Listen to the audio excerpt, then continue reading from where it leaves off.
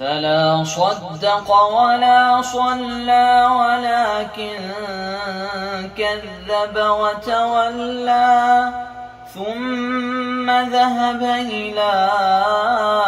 أهله يتمطى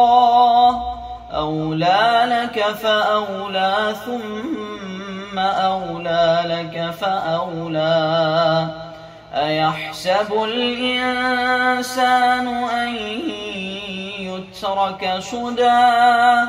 ألم يك نطفة من مني يمنى ثم كان علقة فخلق فسوى فجعل منه الزوجين الذكر والأنثى أليس ذلك بقادر